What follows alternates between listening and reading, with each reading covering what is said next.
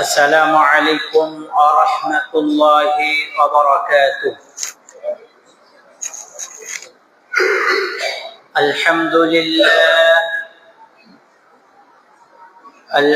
لله نحمده ونستعينه ونستغفره ونؤمن به ونتوكل عليه ونعوذ بالله من شرور أنفسنا ومن سيئات أعمالنا من يهده الله فلا مضل له ومن يضلل فلا هادي له ونشهد أن لا إله إلا الله وحده لا شريك له وأشهد أن محمدا عبده ورسوله الذي أرسله بالحق بشيرا ونذيرا وداعيا إلى الله بإذنه وسراجا منيرا. أما بعد فإن خير الحديث كتاب الله وخير الهدي هدي محمد صلى الله عليه وسلم وشر الأمور محدثتها وكل محدثة بدعة وكل بدعة ضلالة وكل ضلالة في النار. أعوذ بالله من الشيطان الرجيم. يا أيها الناس اتقوا ربكم الذي خلقكم من نفس واحدة وخلق منها زوجها وبث منهما رجالا كثيرا ونساء واتقوا الله الذي تساءلون به والأرحام إن الله كان عليكم رقيبا.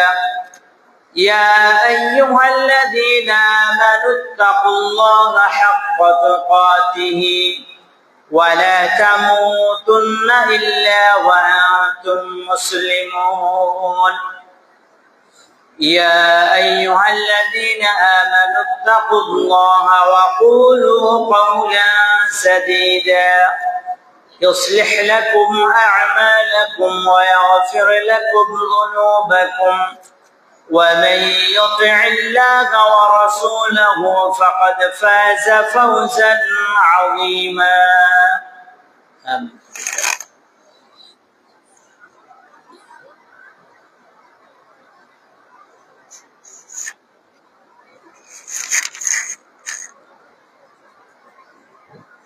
الحمد لله رب العالمين والعاقبة للمتقين والصلاة والسلام على رسوله الكريم. أما بعد أعوذ بالله من الشيطان الرجيم.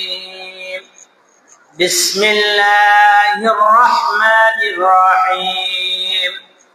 ووصينا الإنسان بوالديه إحسانا حملته أمه كرها ووضعته كرها وحمله وفصاله 30 شهرا حتى إذا بلغ أشده وبلغ 40 سنة قال رب أوزعني أن أشكر نعمتك التي أنعمت علي وعلى والدي.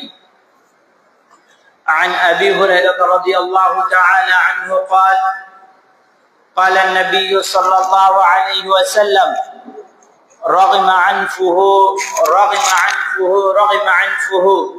قيل من يا رسول الله من أدرك والديه عندك الكبر أحدهما أو كلاهما ثم لم يدخل الجنة رواه مسلم। প্রশংসা একমাত্র আল্লাহ সুবহানাহু ওয়া তাআলার জন্য আমরা সকলেই পড়ি আলহামদুলিল্লাহ। দরুদ ও সালাম বর্ষিত হোক প্রিয় নবী মুহাম্মদুর রাসূলুল্লাহ, সকলেই পড়ি সাল্লাল্লাহু আলাইহি ওয়াসাল্লাম। সম্মানিত প্রিয় উপস্থিতি, আজকে সংক্ষিপ্তভাবে হুকুকুল ওয়ালিদাইন বা বিররুল ওয়ালিদাইন বা পিতামাতার হক সম্পর্কে সংক্ষিপ্তভাবে কিছু তথ্যবহুল আলোচনা পেশ করব ইনশাআল্লাহ।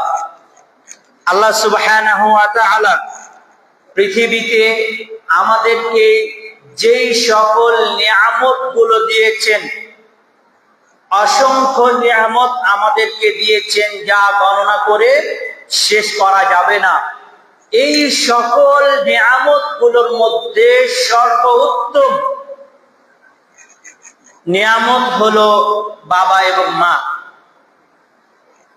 আমরা গতদিন মৃত্যু সম্পর্কে আলোচনা করতে গিয়ে একটা আয়াতে আল্লাহ সুবহানাহু ওয়া তাআলা বলেছেন যে এমন একটা সময় ছিল যে তোমাদেরকে স্মরণ করার মতো উল্লেখযোগ্য কোনো কিছুই ছিল না।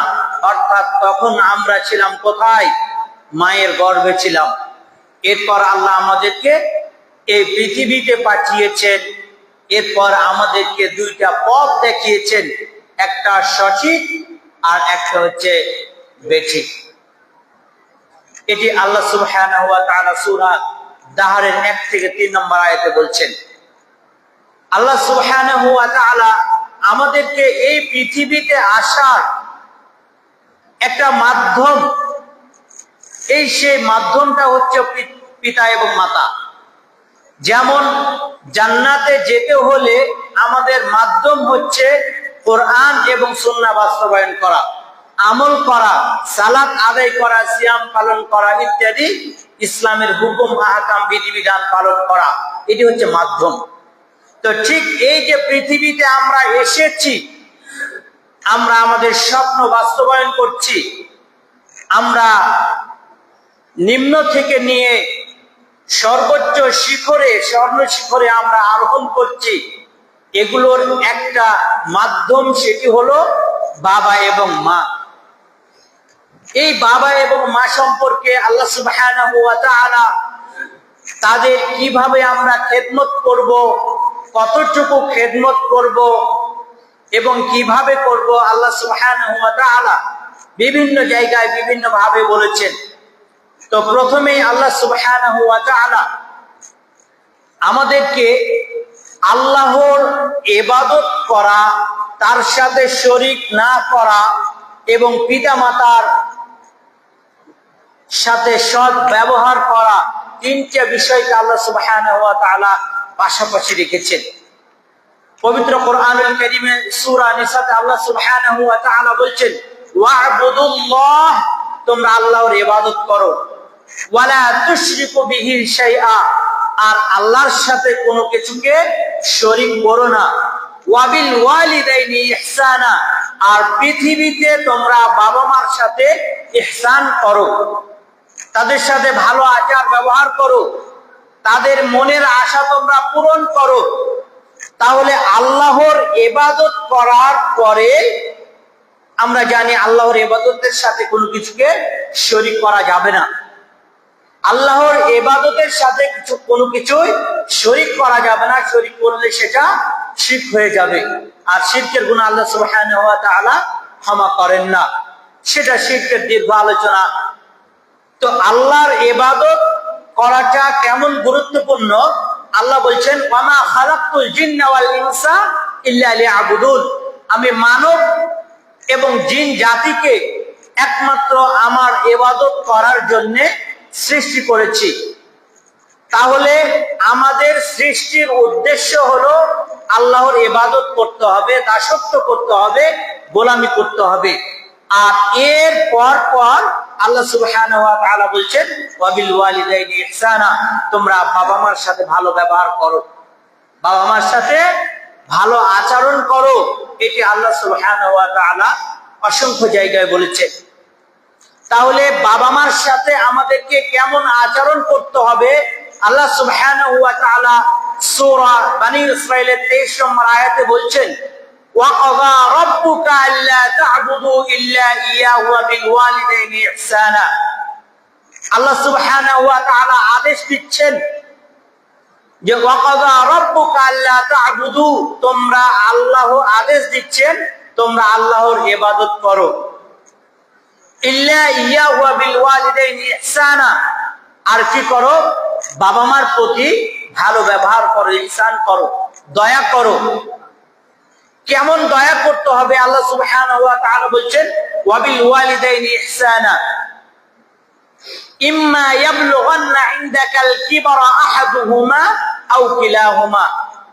যদি তোমরা জীবিত অবস্থায় তোমাদের বাবা এবং মাকে, একজনকে অথবা উভয়কে, আহাদুহুমা আও কিলাহুমা, তাদেরকে যদি পাও, ফালা তাকুল্লাহুমা, তাদের ক্ষেত্রে তোমরা বলো না উফিন, মানে উহ, এই শব্দটা তাদের ক্ষেত্রে তোমরা বলো না।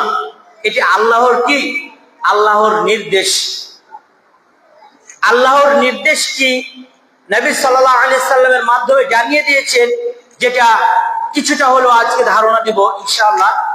তো আল্লাহ সুবহানাহু ওয়া তাআলা আয়াতের প্রথম অংশে বলছেন আল্লাহর ইবাদত করো, বাবা মার সাথে ভালো ব্যবহার করো, আর তাদের ক্ষেত্রে তোমরা উহ, এই শব্দটা মানে ফালা তাকুল্লাহুমা, তোমরা বলো না উফিন, উফ, এই শব্দটা তোমরা বলো না। মানে আপনি আর আমি কি কখনো চিন্তা করেছি যে আল্লাহ বলছেন ফালা তাকুল্লাহুমা উফিন, আমরা বাবা মাকে গালি দিতে আমরা দ্বিধাবোধ করি? আমরা করি না।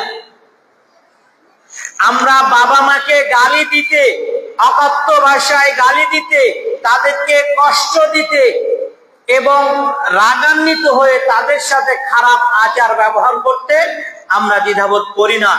শুধু এর মধ্যেই সীমাবদ্ধ এমনকি নয়, আমরা বাবা মার গায়ে হাত তুলতেও আমরা দ্বিধাবোধ করি না। অথচ শব্দটা এইভাবে যে আপনি একটা কাজ করেছেন, আপনার বাবা একটু কষ্ট পেয়েছে, দিয়ে তখন এইভাবে বলছেন যে আহ, তুমি এই কাজটা করতে পারলে।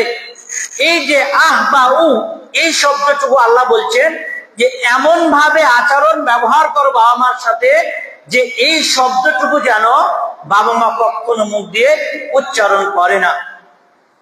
আমরা জানি যে বাবা মার পায়ের নিচে সন্তানের বেহেশত, কথাটা এইভাবে সঠিক নয় যে বাবা মার খেদমত করে আমাদেরকে জান্নাতে যেতে হবে, জান্নাত পাওয়া যাবে, এটা হলো সঠিক কথা। আপনি বাবা মার সেবা যত্ন করলেন না, আপনার জন্য জান্নাত কি অতটা সহজ? বাবা মার পায়ের নিচে জান্নাত হলে তো বাবা মার সম্পদ সবাই পায়। বাবা মার খেদমত করে তাদেরকে কষ্ট না দিয়ে জান্নাত আমাদেরকে হাসিল করে নিতে হবে, এটা হলো সঠিক কথা। তো আল্লাহ সুবহানাহু ওয়া তাআলা ওই যে আয়াতটাতে ফালা তাকুল্লাহুমা উফিন ওয়ালা তানহারহুমা ওয়া কুল লাহুমা, আর তারা যে কষ্ট পায় এমন কোন কথা তাদেরকে বলো না। ওয়ালা তানহারহুমা ওয়া কুল লাহুমা কাওলান কারীমা, কেমন কথা বলবো? কাওলান কারীমা, সম্মানজনক কথা আমরা বাবা মাকে বলবো। একই আয়াতে তিনটা বিষয় আল্লাহ বলেছেন। প্রথমে বলেছেন ফালা তাকুল্লাহুমা উফিন, তোমরা উফ, এই শব্দটা তাদের ক্ষেত্রে মানে এটা বলে এমন আচরণ করো না। ওয়ালা তানহারহুমা, আর তাদেরা কষ্ট পাবে এমন কোন কাজ তোমরা করো না। ওয়া কুল লাহুমা কাওলান কারীমা, বরং তাদের সাথে সম্মানজনক কথা বলো। পরে আয়াতে আল্লাহ সুবহানাহু ওয়া তাআলা বলছেন যে ওয়াখফিদ লাহুমা জানাহা কুল্লি মিনার রাহমা, যে তাদের ক্ষেত্রে তোমরা তোমাদের এই যে এই কাজ যে রয়েছে, এই কাজকে তোমরা নত করে দাও বাবা মার সামনে। তোমরা মানে তোমাদেরকে যা বলো তোমাদেরকে কি কাজ পেতে সেটাকে মেনে নিতে হবে।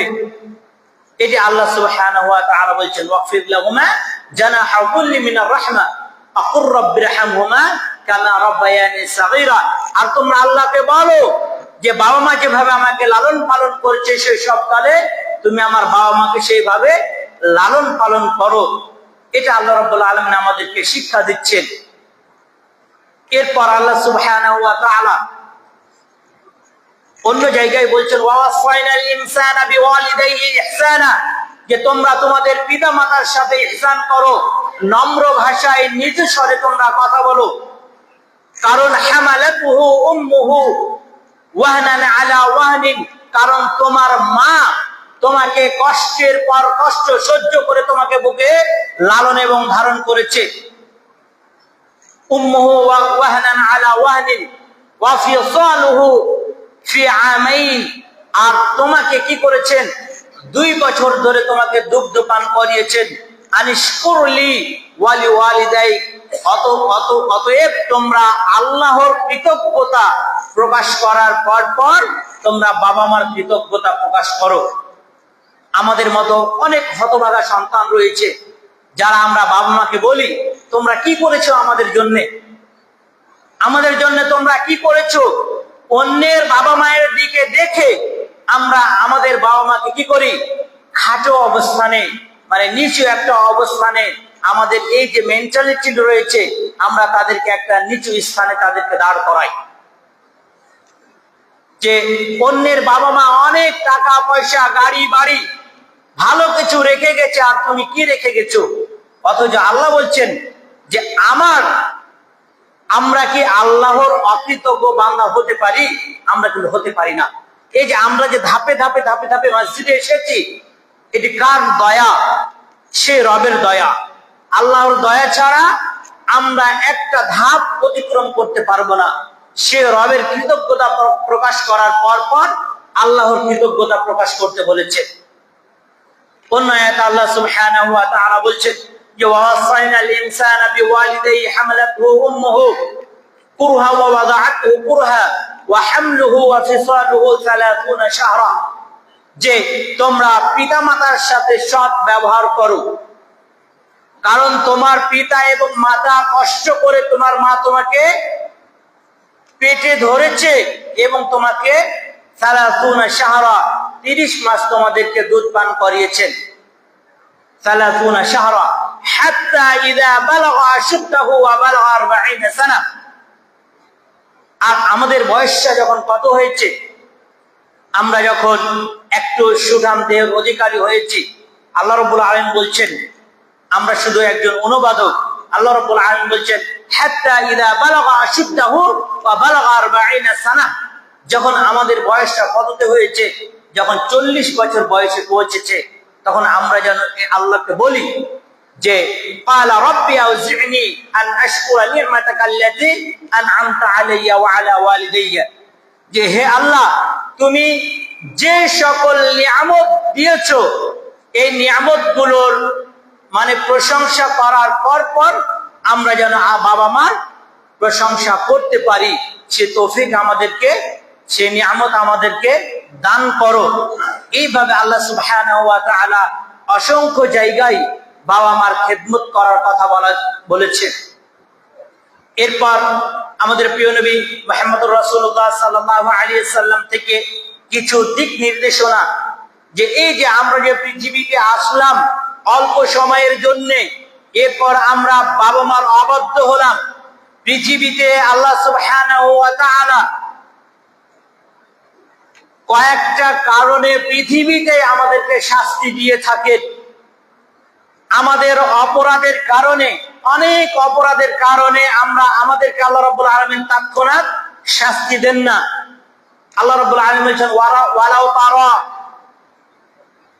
ওয়ালাউ তারা ইযিয যালিমুনা ফি গামরাতিল মাউত, আল্লাহ সুবহানাহু ওয়া তাআলা বলছেন যে তোমাদেরকে তোমাদের অপরাধের কারণে আমি যদি শাস্তি দিতাম তাহলে কেউ আমার হাত থেকে রেহাই পেতে না, কিন্তু আমি একটা নির্দিষ্ট সময় পর্যন্ত তোমাদেরকে অবকাশ দিয়েছি, সময় দিয়েছি, যখন সময় তোমাদের নিকট এসে পৌঁছে যাবে আর 1 সেকেন্ড পরিমাণ সময় তোমাকে দেওয়া হবে না। এইভাবে আল্লাহ রাব্বুল আলামিন আমাদেরকে বলছেন। তো আল্লাহ রাব্বুল আলামিন আমাদেরকে পৃথিবীতে যে সকল পাপের শাস্তি এই দুনিয়াতেই দেন, তার মধ্যে একটা হচ্ছে যারা বাবা মার অবাধ্য সন্তান। যারা বাবা মার অবাধ্য সন্তান, আল্লাহ রাব্বুল আলামিন তাদেরকে এই পৃথিবীতে শাস্তি দিয়ে থাকেন। সেটা হতে পারে আপনি অসুস্থ হয়েছেন, হতে পারে আপনি ব্যবসা করছেন, আপনার ব্যবসায় আপনার সফলতা আসছে না, আপনি হয়তো আপনার ছেলের যে স্বপ্ন সেটা পূরণ করতে পারছেন না, ইত্যাদি ইত্যাদি বিভিন্ন ভাবে আল্লাহ সুবহানাহু ওয়া তাআলা আমাদেরকে শাস্তি দিতে পারেন। এই বাবা মার অবাধ্য হলে আমাদেরকে আল্লাহ রাব্বুল আলামিন এই পৃথিবীতে শাস্তি দিবেন। অতএব আমাদেরকে বাবা মা কষ্ট পাবে এমন কোন কাজ করা যাবে না। রাসূল কারীম সাল্লাল্লাহু সুবহানাহু ওয়া তাআলা আমরা এই যে বাবা মা যদি আমাদের অমুসলিম হয়, একজন হিন্দু ছেলে ইসলাম গ্রহণ করেছে, তার বাবা মা রয়েছে, ওই ব্যক্তি কি তার বাবা মার সেবা যত্ন করবে? অবশ্যই করবে, কিন্তু ততটুকু করবে না যতটুকু ইসলাম তাকে নিষেধ করেছে। আল্লাহ সুবহানাহু ওয়া তাআলা বলছেন যে ওয়াইন জাহাদাকা আলা আন তুশরিকা বিমা লাইসা লাকা বিহি ইলম, যে তোমার বাবা মা তোমাকে যদি জোর জবরদস্তি করে, কিসের জন্য? আল্লাহর সাথে শরীক করার জন্য। ওয়াইন জাহাদাকা মানে পিড়াপিড়ি করে আপনাকে, যে যাও তুমি মাজারে গিয়ে সিজদা করো, যাও তুমি আল্লাহর সাথে যেটা শরীক হয় সে কাজটা করো, যাও তুমি অমুককে মাধ্যম দিয়ে তোমরা চাও।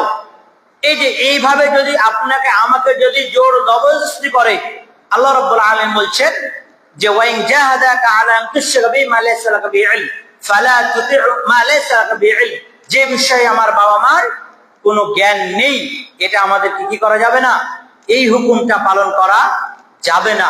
কারণ বাবা মার হুকুম পালন করতে গিয়ে যদি আল্লাহর সাথে শরীক হয় সেটা করা যাবে না। আমরা আশা করি যে আমাদের বাবা মা যারা হয়তো একেবারে পীর ভক্ত, মাজার ভক্ত, তারা ব্যতীত সাধারণ এরা বলবে না যে যাও তুমি আল্লাহর সাথে শিরক করো। কারণ আল্লাহর সাথে যে গুনাহ শিরক হয়, আল্লাহ রাব্বুল আলামিন বলছেন ইন্নাল্লাহা লা ইয়াগফিরু আন ইউশরাকা বিহি ওয়া ইয়াগফিরু মা দুনা যালিকা লিমান ইয়াশা। আল্লাহ রাব্বুল আলামিন চাইলে সকল গুনাহ আমাদেরকে ক্ষমা করে দিতে পারেন, কিন্তু আমাদের শিরকের গুনাহ আল্লাহ সুবহানাহু ওয়া তাআলা ক্ষমা করবেন না। শিরক মানে আল্লাহর ইবাদতের সাথে অন্যকে শরীক করা।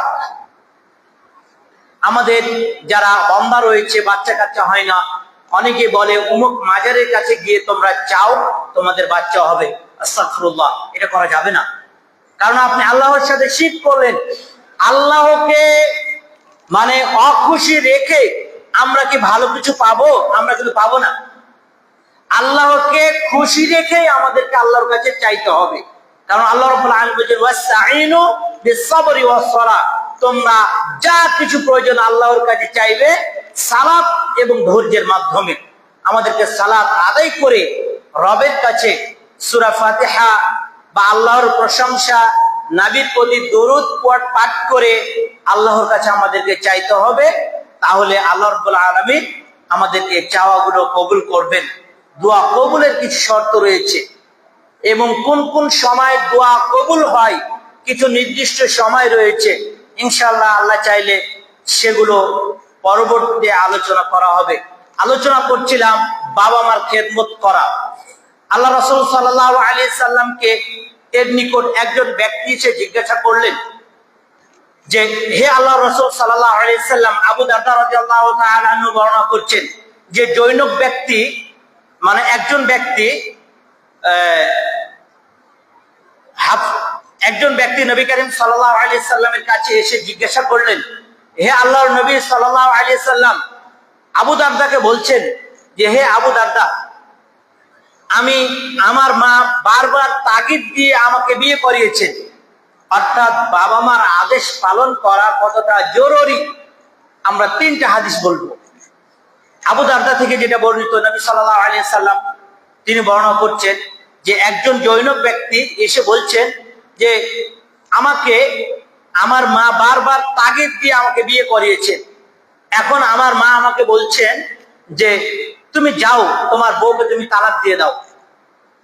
এরপর আবু দারদা নবীকে বলছেন যে হে আল্লাহ রাসূল সাল্লাল্লাহু আলাইহি সাল্লাম, ঘটনা এমন, কি করবে?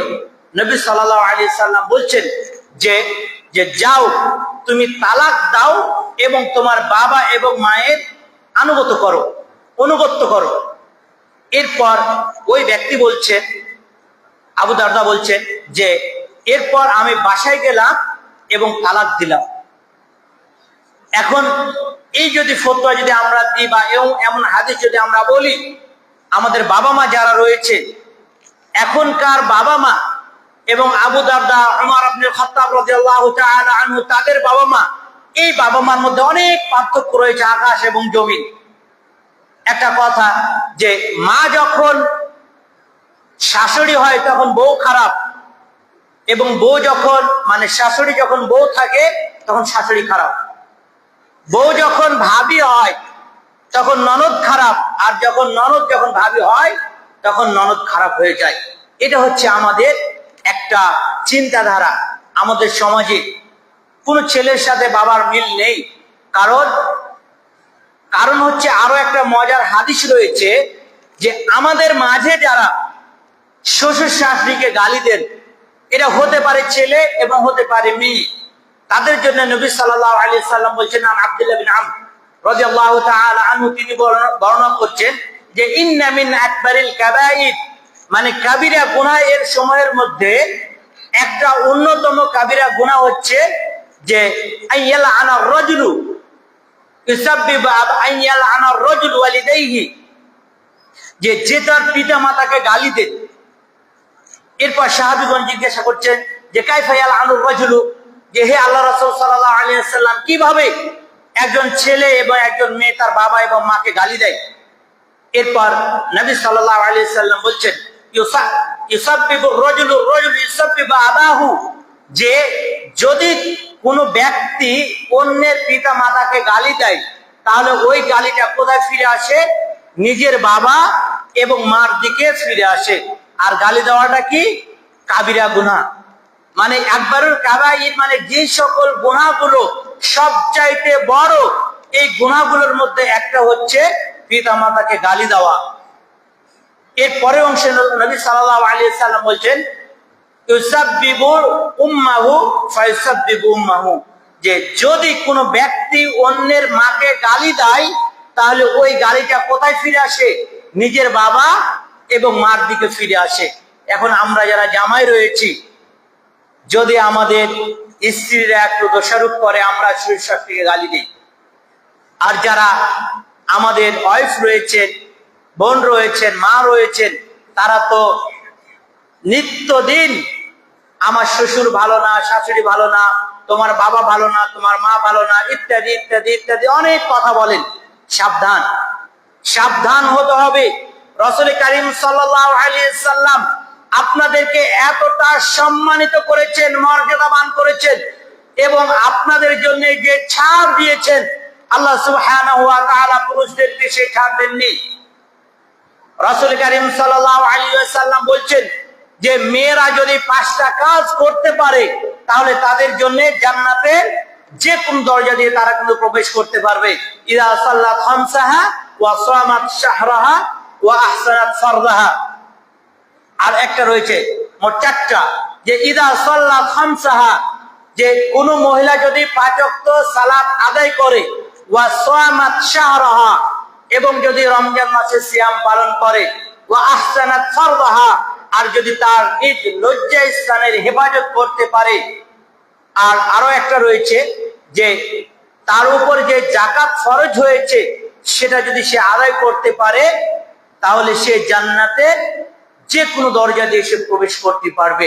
কিন্তু স্বামীদের ক্ষেত্রে এমন কোনো কথা, অন্যান্য ক্ষেত্রে তাদেরকে অগ্রাধিকার দিলেও নবী সাল্লাল্লাহু আলাইহি সাল্লাম বিশেষ করে মায়েদের জন্য এমন একটি ছাড় দিয়েছেন। এরপর তাদের যে সালাত আল্লাহ মাফ করেছেন, পুরুষদের কিন্তু সালাত মাফ করেননি।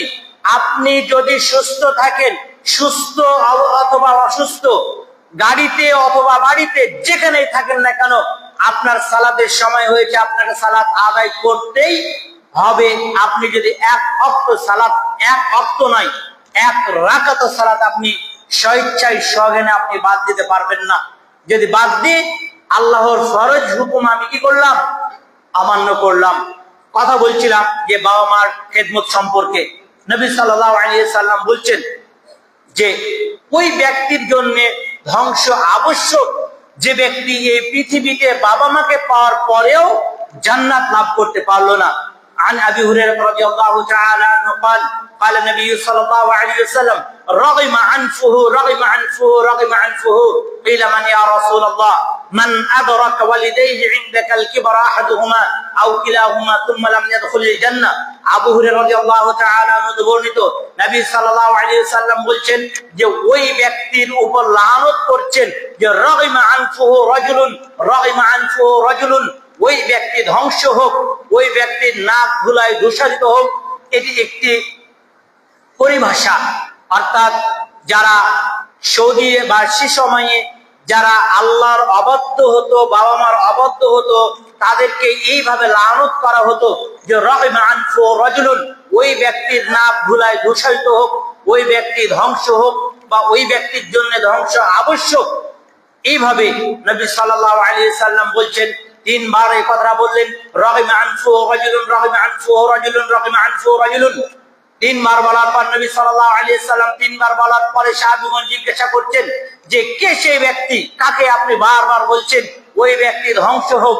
এরপর নবী সাল্লাল্লাহু আলাইহি সাল্লাম বলছেন, মান আদরাকা ওয়ালিদাইহি ইনদাকাল কিবরা আহাদুহুমা আও কিলাহুমা, যারা এই পৃথিবীতে বাবাকে অথবা মাকে অথবা উভয়কে পাওয়ার পর তাদের খেদমত করে জান্নাত লাভ করতে পারলো না, ওই ব্যক্তির জন্য ধ্বংস আবশ্যক। এটি নবী সাল্লাল্লাহু আলাইহি সাল্লাম বলছেন। অতএব আমাদেরকে সাবধান হতে হবে।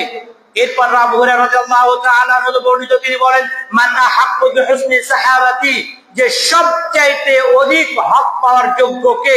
নবীকে প্রশ্ন করা হচ্ছে।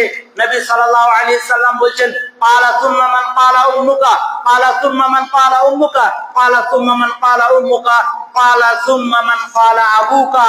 এরপর তিনবার বললেন যে সবচাইতে অধিক হক পাওয়ার যোগ্য হচ্ছে, অধিকারের যোগ্য হলো তোমার মা। আবার বললেন তোমার মা, আবার বললেন তোমার মা। চতুর্থবার বলছেন ক্বালা সুম্মা মান ক্বালা আবুকা, তোমার বাবা। অতএব আমাদেরকে সবার চাহিদা পূরণ করতে হবে। কারো চাহিদা, আপনি বিয়ে করেছেন, আপনার স্ত্রীর চাহিদা আপনি মিটাবেন না, এটা শরীয়ত নয়। আপনার বাচ্চা হয়েছে ছেলে বা মেয়ে, তাদের ভরণ পোষণের দায়িত্ব আপনার, খেতে দিবেন আপনি, এটা হলো আপনার হক। সবার চাইতে সর্বঊর্ধ্ব হক হচ্ছে আপনার মা এবং আপনার বাবা। তাদেরকে সন্তুষ্ট রাখলেই আপনার ব্যবসায় বরকত হবে। আল্লাহ রাসূল সাল্লাল্লাহু আলাইহি সাল্লাম তিনজন ব্যক্তির দোয়া কখনো ফেরত দেন না। যে মানুষ মরে যাওয়ার পরে, অর্থাৎ ছেলে সন্তানদের যে করণীয়, আপনার বাবা মা মরেছে, আপনি যদি সৎ সন্তান হন, ইযা মাতাল ইনসান ইনকাতা আনহু আমালুহু ইল্লা মিন সালাসা, ইল্লা মিন সাদাকাতিন জারিয়াতিন আও ইলমিন ইয়ানতাফিউ বিহি আও ওয়ালাদুন সালিহ। এই তিনটা কাজ যদি আমরা এই পৃথিবীতে করে যেতে পারি, মরার পরেও আমাদের কবরে নেকি যেতে থাকবে, ধারাবাহিক নেকি। প্রথমে ইযা মাতাল ইনসান ইনকাতা আনহু আমালুহু ইল্লা মিন সালাসা ইল্লা মিন সাদাকাতিন জারিয়া, সাদাকায়ে জারিয়া। আপনি জীবিত রয়েছেন, আপনি এটা আশা করবেন না আমি মরার পরে আমার ছেলে হয়তো আমার জন্য দান করবে, খায়রাত করবে, সাদাকা করবে, এটা আপনি কখনো ভাববেন না। আপনাকে নিজেকে করে যেতে হবে। কারণ নবী সাল্লাল্লাহু আলাইহি সাল্লাম বলছেন, ওয়া গিনাকা ক্বাবলা ফাকরিক, যে যখন তুমি সম্পদ রয়েছে ওই সম্পদটাকে মূল্যায়ন করো, যখন তুমি সম্পদহীন হয়ে যাই সে সময় আসার পূর্বেই। অর্থাৎ পাঁচটা জিনিসকে গনিমত হিসাবে বলেছেন, তার মধ্যে একটা হচ্ছে, তাই বলছিলাম যে সাদাকায়ে জারিয়া। আপনি এরূপ মসজিদ করবেন, মাদ্রাসা করবেন, সমাজে মানুষ উপকার পাবে এমন কাজ মৃত্যুর পূর্বে আপনাকে করে যেতে হবে, তাহলে মরার পরে অটো নেকি আপনার কবরে পৌঁছাতে থাকবে।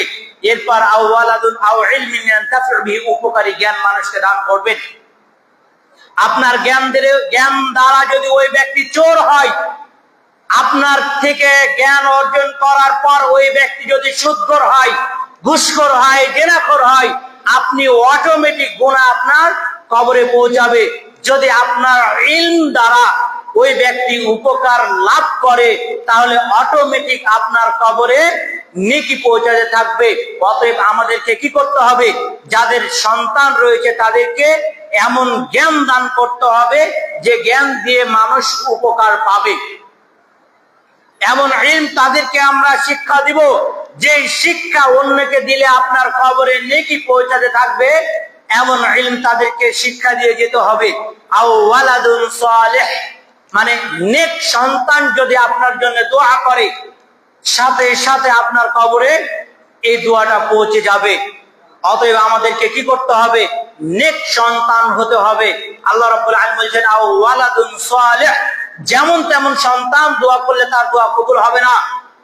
কোন ছেলে মেয়ের দোয়া কবুল হবে? সব যাকে মানুষ জানে যে এই ব্যক্তিটা ভালো, এই ব্যক্তিটা মানুষের অন্যায় করে না, মানুষের অপচয় করে না, মানুষকে ধোকায় ফেলে না, এর দ্বারা সমাজ উপকৃত হয়, ইসলাম উপকৃত হয়, রাষ্ট্র উপকৃত হয়। এমন আমাদেরকে উপকারী হতে হবে। তাহলে নেক সন্তান পৃথিবীতে আমাদেরকে রেখে যেতে হবে। তাহলে আল্লাহ সুবহানাহু ওয়া তাআলা আমাদেরকে কি করবেন? মৃত্যুর পরে আমাদের কবরে নেকি পৌঁছে দিবেন। অতএব আমাদের আল্লাহ রাব্বুল আলামিন আমাদেরকে পৃথিবীতে নেক সন্তান যেন আমরা রেখে যেতে পারি, আল্লাহ সুবহানাহু ওয়া তাআলা সে তৌফিক আমাদেরকে দান করুন। আল্লাহুম্মা আমিন। আন মুগীরা রাদিয়াল্লাহু তাআলা আনহু তিনি বর্ণনা করছেন, ইন্নাল্লাহা হারামা আলাইকুম উকুকুল ওয়ালিদাইন, অর্থাৎ তিনটা জিনিসকে নবী সাল্লাল্লাহু আলাইহি সাল্লাম হারাম করেছেন। মানে হারামাল্লাহু আলাইহিল জান্নাহ, জান্নাতটা হারাম করেছেন। তার মধ্যে একটা হচ্ছে উকুকুল ওয়ালিদাইন, মানে পিতা মাতার অবাধ্য সন্তান তারা জান্নাতে যাবে না। লা ইয়াদখুলুল জান্নাতা মুদমিনুল খামর, লা ইয়াদখুলুল জান্নাতা কাতিউর রহিম, যে যারা আত্মীয়তার সম্পর্ক ছিন্ন করে এরা কিন্তু জান্নাতে যাবে না। এরপর উকুকুল ওয়ালিদাইন, মানে পিতা মাতার সাথে যারা অবাধ্য হবে এরা জান্নাতে যাবে না। ওয়ামান আহাদ, যারা আমানতের খেয়ানত করে এরা জান্নাতে যাবে না। এরপর ওয়াওয়াদাতুল বানাত, আর যারা কন্যা সন্তানকে জীবিত হত্যা করে দেয়, এই তিন শ্রেণীর ব্যক্তি জান্নাতে যাবে না। তা আমাদের আলোচনার বিষয় হচ্ছে উকুকুল ওয়ালিদাইন, পিতা মাতার অবাধ্য হলে আমরা সমাজে অনেক ভালো কাজ করি, মানুষে যেন বলে যে আমি ভালো, অমুক ছেলেটা ভালো, অমুক মানুষটা ভালো, কিন্তু আপনার দ্বারা আপনার বাবা মা আপনার প্রতি সন্তুষ্ট নয়। আপনি ভালো কাজ করে কি করবেন? সমাজে আপনি সমাজ সেবক হয়ে কি করবেন? আপনার দ্বারা যদি আপনার বাবা মা কষ্ট পায়, আপনি 100 জনের দয়া দেখলেন, মায়া দেখলেন, তাদের দুঃখ দুর্দশা কষ্ট দূর করে দিলেন, কিন্তু আপনার বাবা এবং মা আপনার প্রতি লানত দিচ্ছেন। ইহকালে আপনি অনেক কিছু পাবেন, কারণ আমরা যেখানে আমাদের স্বার্থ থাকে না সেখানে আমরা সময় দেই না। যেখানে আমাদের স্বার্থ থাকে, একটা যদি আমরা ইসলাম ইলমে আলোচনা করি, দার্স করি, হালাকা করি, তাহলে দেখবেন মানুষ নেই। বা একটা যদি আমরা মনে করি 10 জন মিলে আমরা 10 টাকা করে দিয়ে 100 টাকা করে একজন গরিব অসহায়কে দিব, আমরা কিন্তু সহজে আগে আসি না। কিন্তু যদি বলে যে আসো আমরা 10 টাকা করে দিয়ে একটা সমিতি করি, সমিতি থেকে জমি কিনবো, বাড়ি হবে, গাড়ি হবে, সবাই কিন্তু আমরা আসবো, কারণ ইহকালীন ফায়দা আমাদের এখানে রয়েছে। আমরা তো সবকিছু ইহকালীন করছি, পরকালীন আমরা একটু সঞ্চয়, ইহকালীন সময় আমাদেরকে পরকালীন সঞ্চয় আমাদেরকে করে নিতে হবে। অতএব আমরা আলোচনা করছিলাম বাবা মার ক্ষেত্রে আমাদেরকে শব্দটা বলা যাবে না। আমরা আজকের পর থেকে আমাদেরকে আসলে যে ছেলে মেয়ে অবাধ্য হয়ে যায়, এর একটা কারণ হচ্ছে আমাদের বাবা মারা ওইভাবে বুঝাতে পারে না, তারাও ওইভাবে বুঝে না, তাদেরও ধৈর্য কম, ছেলে মেয়ে তাদেরও ধৈর্য অনেক কম, আর ওই আদর্শে তারা আদর্শবান হয়ে গড়ে উঠেনি। এগুলো সত্য, কেউ কষ্ট পাওয়ার কিছুই নেই।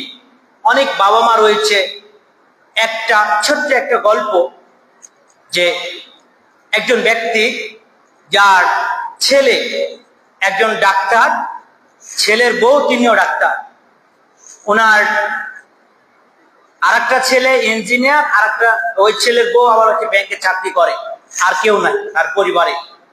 তো মানে গল্পের ছন্দে তিনি একদিন বলছে, দুঃখটা এইভাবে প্রকাশ করছে যে ছেলে মেয়ের জন্য, ছেলে মেয়ে ভালো থাক এজন্য বাবা মা এত কিছু করে, অথচ যখন ছেলে মেয়ে ভালো একটা পর্যায়ে চলে যায় বাবাকে পরিচয় দিতে লজ্জাবোধ করে, এটা আমার বাবা। এটা কিন্তু সত্য কথা। তো আপনাকে আমাকে ওইভাবে ছেলে মেয়ে গড়ে উঠাতে হবে ছোট থেকেই।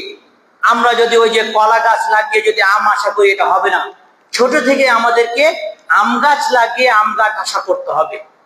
আমরা চেষ্টা করব আমরা যেন আমাদের ছেলে এবং মেয়েকে আদর্শবান ছেলে এবং মেয়ে হিসেবে গড়ে তুলতে পারি। আল্লাহ রাব্বুল আলামিন সে তৌফিক আমাদেরকে দান করুন, আল্লাহুম্মা আমিন। এবং প্রত্যেক আমরা যারা যুবক রয়েছি, আমরা আমাদের দ্বারা বাবা মা কষ্ট পাবে এমন কোন কাজ কর্ম কথা তাদেরকে বলা যাবে না। আল্লাহ রাব্বুল আলামিন আমাদেরকে সে তৌফিক সে ধৈর্য আমাদেরকে দান করুন, আল্লাহুম্মা আমিন। এবং বাবা মাকে আদর্শবান বাবা এবং মা হওয়ার এবং ছেলে মেয়েকে যেন আদর্শবান করে গড়ে তুলতে পারেন সে তৌফিক আল্লাহ রাব্বুল আলামিন আমাদেরকে দান করুন, আল্লাহুম্মা আমিন। আর সর্ব অবস্থায় যাদের বাবা মা মারা গেছে, আমরা 5 ওয়াক্ত সালাতে একবার করে হলেও রব্বির হামহুমা কামা রাব্বায়ানি সাগীরা এই দোয়াটা আমরা পড়ব। কারণ আপনি আছেন, আপনি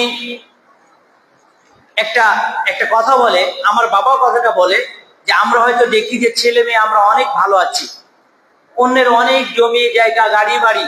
একটা কথা বলে যে বাবার মানে উপার্জিত অর্থ থেকে ছেলেরা খরচ করতে খুব মজা পায় বা সহজে বিক্রি করতে পারে, কিন্তু তাকেই সফল মনে করবা যে নিজে সম্পদ অর্জন করে নিজে কিছু করেছে। আমরা প্রত্যেক সূত্রে অনেক বড় লোক হতে পারি, কিন্তু আমাদেরকে দেখতে হবে আমরা নিজেরা কে কতটুকু করেছি। তো বলছিলাম যে এগুলো কিন্তু বাবা মা নেয়ামত। এত কিছু নেয়ামত ভোগ করার পরেও আমরা হয়তো যে ঘরটাতে আছি এটা হয়তো আমার বাবা মার জমির উপরে, আমরা খাচ্ছি যাচ্ছি ব্যবসা বাণিজ্য করছি, হয়তো এটা আমার বাবা মার, কিন্তু এই বাবা মার জন্য আমরা কখনো একবারের জন্যেও তাদের কবরের পাশে গিয়ে বলি না, হে আল্লাহ তুমি আমার বাবা মাকে ভালো রাখো, সুস্থ রাখো, যদি তারা কোনো গুনাহের কাজ করে যায় ক্ষমা করে জান্নাত দান করো। আমরা কখনো এই দোয়াগুলো করি? আমাদেরকে করতে হবে। আজকে আপনারা বাবা মা বেঁচে আছে, আপনারা বুঝতে পারছেন না, যখন মরে যাবে তখন বুঝতে পারবেন। আপনার বাড়িটা খালি হয়ে যাবে, ঠিক ঘর থাকবে, খাট থাকবে, সবকিছু থাকবে, আপনি আর মা বলে, আপনার বাপ বলে, আপনি আর বাবা বলে আপনি ডাকতে পারবেন না, কখনোই পারবেন না। কারণ এগুলো আর ফিরে আসার নয়। অতএব স্বামীর কথা, স্ত্রীর কথা শুনে একেবারে আমরা বাবা মা থেকে দূরে সরে যাব না।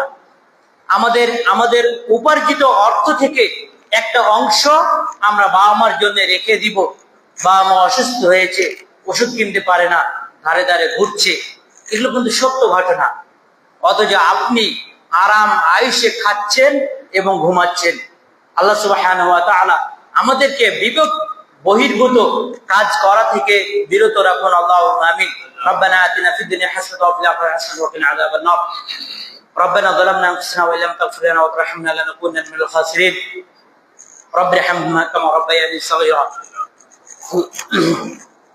اللهم اني اعوذ بك من عذاب جهنم واعوذ بك من عذاب القبر واعوذ بك من فتنة المسيح الدجال واعوذ بك من فتنة المحيا والممات. اللهم اني اعوذ بك من الماساة ومن المغرام.